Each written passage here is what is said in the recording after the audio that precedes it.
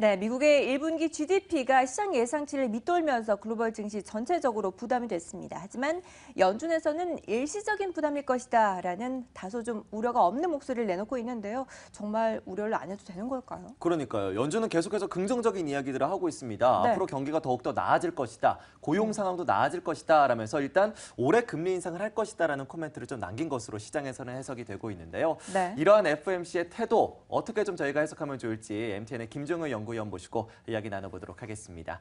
위원님. 네, 일단 FOMC 얘기는 뭐 금리를 언제 올릴지 이런 뭐 힌트는 절대 안 줄 것 같고요. 그냥 한마디로 요약해 보면 지나간 지표에 신경 쓸 거 없다라는 얘기입니다. 그래서 준비된 그림을 보시면 미국의 소매 판매와 관련된 지표들인데요.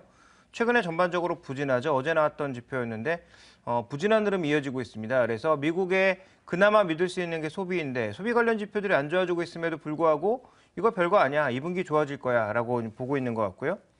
그 다음 또 하나 이제 살펴봐야 될 건 분기별 GDP, 투자와 소비라고 하는 가장 기본적인 수요가 늘지 않고 있는 현재의 상황을 계절 탓 아니면 일시적인 요인으로 지금 취급하고 있기 때문에 결국은 뭐 하반기에 나아질 거다라는 믿음이 계속적으로 이어지고 있다면 뭐 연준의 시각은 크게 바뀌지 않을 거다라고 봐야 될 것 같습니다. 그런데 시장에서의 해석은 조금 다른 것 같아요. 지금 달러만 놓고 보게 되면 미국의 경제가 생각보다 굉장히 안 좋은 게 아닌가. 달러가 최근에 가파르게 떨어지고 있거든요. 이게 경제지표가 지난 경제지표고 지난 경제지표가 안 좋았다가 오히려 좋아지게 되면 M2M으로 봤을 때 지난달과 비교하거나 지난 분기와 비교해 봤을 때는 탄력적으로 올라갈 수 있음에도 불구하고 그런 베이시스 이펙트를 고려하면 지금 달러가 계속 강세로 가야 되는데 달러가 무너지고 있다는 거죠. 그러니까 달러만 놓고 보게 되면 미국 경제가 별로 안 좋아서 과연 언제쯤 금리 인상을 할 것이냐 이렇게 생각해 볼 수 있겠지만 의외로 가장 민감한 국채 10년물이나 30년물 같은 경우에는 바닥을 찍고 또 빠르게 올라가고 있거든요. 그러니까 국채 수익률만 놓고 보게 되면 이 국채 수익률이라고 하는 게 테일러 준칙과는 조금 달라서 다르게 표현해 볼 수 있겠지만 기대 수익률, 일종의 기대 인플레이율을 같이 반영하고 있는 거라고 볼 수가 있거든요. 그렇게 본다면 지금 유가 반등 때문에 일시적으로 나타나고 있는 현상인 건지는 모르겠습니다만 채권 시장 쪽에서는 금리 인상 쪽에 약간 베팅을 하는 듯한 모습이 관측이 되고 있고 반대로 달러만 놓고 보게 되면 미국 경제가 하반기에도 별로일 것 같은 그런 시각이 나타나고 있어서 아직까지 시장의 해석은 그러니까 금융시장의 해석은 조금씩 다르게 나타나고 있는 것은 아닌가 이렇게 해석이 되고 있고요. 어쨌든 연준은 1분기 지표에 신경 쓰지 않고 앞으로 나올 지표에 신경을 쓰겠다. 그리고 그 지표가 좋아진다면 우리는 금리 인상의 길을 가겠다. 이렇게 밝히고 있습니다. 네, 각종 경제 지표들이 부진하면서 일단 금리 인상이 계속해서 지연이 되고 있는데 그렇다면 연준에서 어떤 시그널을 보여줄 만한 남은 지표들은 어떤 게 있을까요? 네, 아무래도 물가 봐야 되겠죠. 고용 시장은 이미 많이 좋아졌지 않습니까? 앞으로도 좋아질 것 같고요. 그런 의미에서 우리가 살펴봐야 될 건 물가 지표인데요. 준비된 그림을 보시면 미국의 인플레를 지금 월별로 보시면 급하게 떨어졌는데요. 이 떨어진 것의 가장 중요한 요인은 유가였다라는 거죠. 근데 유가가 최근에 반등하고 있으니까 아마도 인플레가 조금은 돌아설 가능성이 일단 있다라고 봐야 될 것 같고요. 그다음에 미국의 주택 가격은 최근에 계속 저점을 올려가고 있습니다. 물론 지난 고점까지의 수준은 아직 남아 있습니다만 가격 자체의 방향성이 위쪽으로 돌고 있다라는 점에서 우리가 주목해볼 필요가 있겠죠. 미국 물가의 상당 부분을 차지하고 있는 게 바로 금리와 관련된 부분들 그리고 주택 시장과 관련된 부분들인데 이 주택 시장이 움직이기 시작하면 물가가 자극될 가능성. 가장 기본적으로 소비 물가에서 유가나 식료품 가격 같은 것들이 핵심 물가에서 빠지게 되기 때문에 주택 가격을 가장 중요하게 봐야 되는데요. 주택 가격의 또 하나의 변수라고 볼 수 있는 30년물 모기지도 바닥을 치고 돌아서고 있는 상황입니다. 그래서 전체적으로 지금 물가가 움직일 수 있는 그런 상황들, 이런 상황들이 분명히 바닥은 확인했다. 그러면 가파르게 올라갈 것이냐가 향후 가장 중요한 체크 포인트가 될 것 같고요. 우리가 확인해 봐야 될 건 고용 지표보다는 물가 쪽에서의 어떤 시그널이 나오느냐. 근데 만약에 물가 쪽에서 시그널이 나오게 되면 어저께 분명히 버냉키는 테일러 준칙대로 움직이면 안 된다라고 얘기를 했지만 지금 나오고 있는 여러 가지 연준의 뉘앙스를 보면 테일러 준칙대로 움직일 가능성, 기존에 이 그린스펀이 해왔던 그런 형태로 갈 가능성이 굉장히 높기 때문에 물가를 자극하면서 테일러 준칙 금리가 올라가게 되면 자연스럽게 금리를 올릴 가능성이 있다는 측면에서 물가 관련된 지표, 물가를 둘러싼 여러 가지 상황들 이런 것들에 계속 주목해 볼 필요가 있지 않나라고 보고 있습니다. 네, 앞으로도 물가에 좀 더 집중을 해봐야겠다라는 이야기를 해주셨는데 그런 가운데에서 우리 시장 대응 전략은 어떻게 또 세워봐야 될지 이야기 나눠보도록 하겠습니다.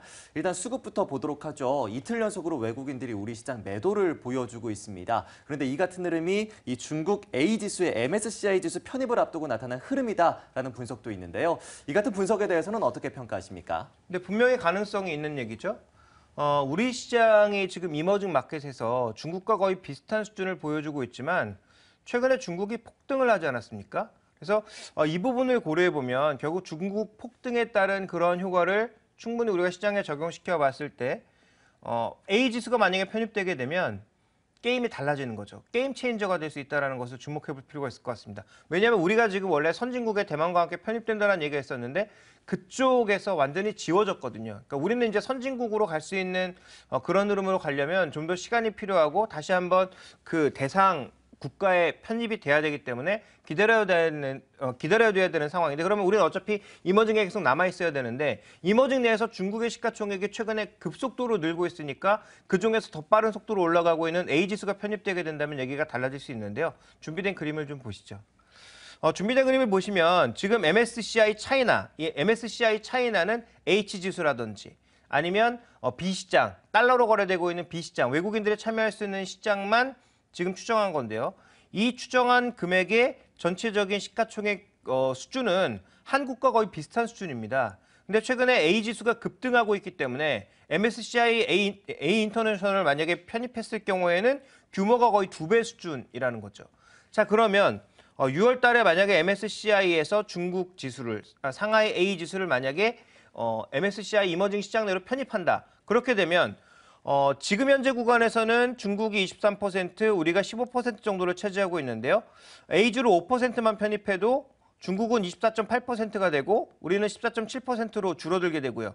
만약에 100% 편입으로 가게 된다면 중국 비중이 47.3%로 절대적으로 늘고 우리 시장은 10%대로 확 줄어들기 때문에 외국인들이 지금 들고 있는 물량에서 5% 이상을 덜어내야 된다는 얘기고요. 그리고 외국인들이 뭐 한 번에 다 팔지는 않겠지만 꾸준하게 한국물을 팔아야 된다는 거죠. 그러니까 이런 그 시나리오대로 봤을 때는 분명히 부담이 될 수밖에 없다. 이렇게 봐야 될 것 같고요. 그래서 6월 달에 어떠한 이슈가 나오느냐 이런 부분들은 분명히 좀 짚고 넘어가야 되는 변수라고 할 수가 있습니다. 다만 우리가 좀 생각해 봐야 되는 건 한국과 대만이 MSCI 이머징 지수로 편입되어서 100%를 편입하는 데 걸리는 시간이 얼마였느냐. 이걸 오늘 LIG 자료를 살펴봤더니 9년이 걸렸단 말이죠.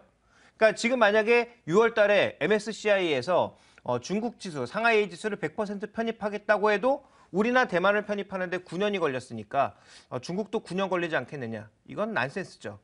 중국이 9년까지 걸리지 않을 겁니다. 왜냐하면 우리나라가 지금 글로벌 경제에서 차지하는 비중과 중국이 글로벌 경제에서 차지하는 비중이 다르기 때문이고요. 그리고 지금 중국이 밀어낼 수 있는 그 여러 가지 경제적인 해자들을 생각해 본다면 중국은 9년까지 걸리진 않을 겁니다. 아마 1년 내에 편입될 가능성이 굉장히 높다라고 봐야 되겠죠. 어쨌든 상하이 지수를 100% 편입한다고 하더라도 그게 지금 당장 한국 전부 팔고 중국으로 전부 몰려가는 이런 현상이 될 가능성은 낮다라고 보고 있기 때문에 이런 이슈가 외국인 수급에 분명히 영향을 주겠지만 조금 더 중요한 건 장기적인 흐름으로 봐야 된다는 것이고요. 단기적으로는 국내에 유입되고 있는 외국인 유동성이라든지 달러를 포함한 환율이라든지 이런 변수들이 외국인 수급에는 좀 더 민감하게 작용을 하고 있다. 이렇게 봐야 될 것 같습니다. 저는 어찌됐든 간에 외국인들의 수급에 좀 더 영향을 줄 수 있다는 건데 그렇다면 저희가 실적 호전주들에 좀 더 관심을 갖는 건 어떤가 싶은 생각도 듭니다. 앞서서 저희가 타이어 종목들을 좀 비교를 해봤는데요. 미국에서 구디어 타이어는 좋은 실적을 내놓고 주가도 급등했습니다. 하지만 한국 타이어는 그렇지 못한 흐름들 전망이 되고 있는 상황인데요. 이렇게 격차가 벌어지고 있는 이유에 대해서 일단 알아봐야 될 것 같아요. 어떻게 보십니까? 근데 구디어 타이어 신고가죠. 근데 한국 타이어는 지금 코스피 수익률도 못 쫓아가고 있는 상황입니다. 코스피가 그렇게 글로벌 증시에 비해서 좋은 수익률도 아니거든요. 자, 이런 흐름이 나타나고 있는 결정적인 이유는 수익성이 떨어지고 있기 때문인데요. 준비된 그림을 보시면 지금 ASP, 개당 단가가 계속 떨어지고 있습니다. 그러니까 중국에서의 경쟁 확대가 되고 있고 실제로 재고가 늘어나면서 이 재고가 미국과 지금 중국에 많이 쌓여있거든요. 재고를 해소하는 과정이다 보니까 판가를 내렸고 그 판가를 내린 것이 원가가 떨어지고 있음에도 불구하고 수익성에는 계속 부담이 되고 있는 거죠. 그래서 지금 분기별 ASP를 보면 개당 판매 단가를 보면 계속 떨어지고 있는 모습. 그래서 실적 추정치도 계속 하향되고 있는 모습이 나타나고 있는 거죠. 거기다가 실제로 상당 부분의 판매 금액이 유로화로 잡히고 있는데 이 유로화가 급락하면서 실제로 원화로 바꾸는 실적은 더 부담을 받을 수밖에 없는 거죠. 원화는 강세를 보이고 있으니까. 그래서 상당수의 실적이 지금 유로화로 나타나고 있는 한국타이어 같은 경우에는 유로화 약세의 충격을 이번 실적에 그대로 받아들일 수밖에 없기 때문에 아마도 뭐 상반기까지는 실적이 좋을까 이렇게 보고 있는 데는 별로 없는 것 같습니다. 그래서 전체적인 재고 증가와 함께 수익성 하락이 부담이 되고 있다 이렇게 볼 수가 있습니다. 네, 그와 함께 또 수익성 하락의 부담을 안고 특히 국내에서는 한국타이어 같은 경우에 계속해서 우하향을 하면서 3월에 벌써 저점을 기록했습니다. 예. 저점 부근에서의 움직임이 이어지고 있는데요. 과연 회복이 가능할까요? 단기적으로 이 종목을 보신다면 매매하지 말라, 쳐다도 보지 말라라고 말씀을 드리고 싶고요. 중장기적으로 보신다면 뭐 결론부터 말씀드리면 강력 매수 의견을 말씀드리고 싶습니다. 그렇게 말씀드리는 이유는 몇 가지 그림을 보여드릴 텐데요. 먼저 첫 번째 그림을 보시면 이 기업이 이제는 한국 기업이 아니다라는 점에 주목해 볼 필요가 있겠죠. 이게 이제 외국인들이 주인이냐 이 부분이 아니라 한국에 판매를 하는 기업이 아니라 중국, 유럽, 미국 이런 쪽으로 판매를 계속 넓혀나가고 있고요. 현대기아차가 주요 판매 대상이 아니라 현대기아차뿐만 아닌 폭스바겐 이런 글로벌 업체로 거듭나고 있다는 점을 주목해 볼 필요가 있습니다. 그래서 실제적으로 글로벌 판매량 자체가 앞으로도 계속 증가할 것으로 예상이 되고 있고요. 실제로 글로벌 캐파, 즉 뭐 중국 공장이라든지 미국 공장이라든지 이런 걸 계속 넓혀나가고 있거든요. 그러니까 글로벌 생산 설비가 계속 확대되고 있다는 점을 주목해 볼 필요가 있는 거죠. 지금 당장은 돈 쓰니까 마케팅비로 돈 나가니까 당연히 그 돈으로 인해서 실적은 줄어들겠죠. 그런데 장기적으로 놓고 보게 되면 우리가 지금 꿈꾸고 있는 뭐 전기차 이런 것들이 나와도 공상과학 만화에 나오는 것처럼 바퀴 없는 타이어 없는 자동차가 뭐 4, 5년 내로 가능할까요? 그렇진 않다라는 거죠. 지금 그렇다면 뭐 전기차로 가든 뭐 하이브리드로 가든 뭐 플러그인 하이브리드로 가든 뭐 아까 조금 전에 우리가 언급되었던 뭐 아우디의 뭐 이 디젤로 가든 어떤 방향으로 가더라도 지금 이 타이어에 대한 수요는 쉽게 줄어들지 않는다라는 것이죠. 그러면 이런 부분에서 향후 자동차의 확장을 생각해 본다면 글로벌 타이어로 가고 있는 한국 타이어에 대한 투자 의견은 당연히 강력 매수일 수밖에 없는 거고요. 그다음 말씀드렸지만 지금 한국에 판매되는 비중이 20%밖에 안 되고요.